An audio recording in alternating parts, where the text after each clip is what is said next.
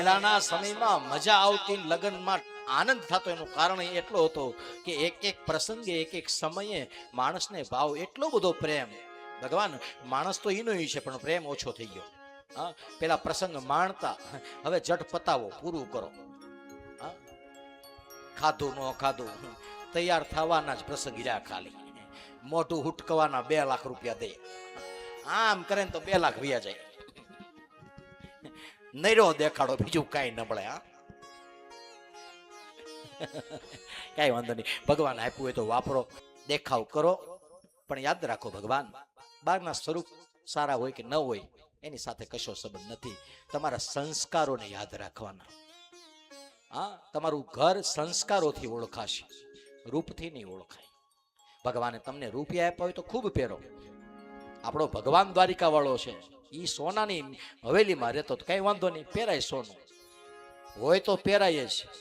હા, હોય એટલે ઘડાવી જ લેવાનું. ભલે 1.5 ને 2 લાખ રૂપિયા થાય તો આપણે ક્યાં લેવા જવાય? ઘરના હોય તો કઢાવી લેવાનું. ભલે 10 લાખ થાય હોય તો લઈ જ લેવાનું. ધનતેરસને દિવસે 10 લાખ લઈ લેવાનું, એમાં હું વાંધો છે? વાપરવા માટે ભગવાને દીધું છે, વાપરો, પહેરો, આનંદ કરો.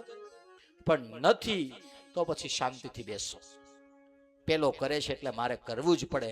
હવે આવા મિથ્યા વાદની અંદર, કોમ્પિટિશનની અંદર ઉતરી આપણા મા બાપની સંપત્તિનો વ્યય કરવો, એ દીકરાને દીકરીઓએ બેનાથી બચવું જોઈએ.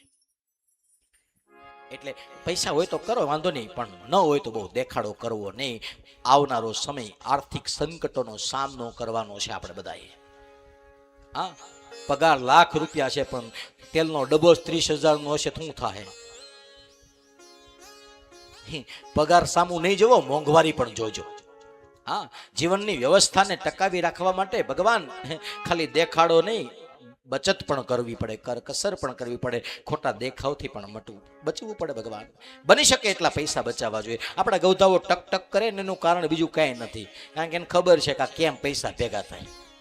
એ પરસેવો પાડતા ને તોય નહોતો વારો આવતો, એટલા આપણને આવું અત્યારે એસી બેઠા બેઠા મળે. એટલે એમ કે દીકરા ધ્યાન રાખ બેટા, આવી રીતના ન વપરાય. અમે મિલમાં કામ કરતા, અમે મજૂરી કરતા ને તો આટલું બળ કરતા તો ઘર પૂરું માંડ હાલતું. એટલે બચો ભગવાન.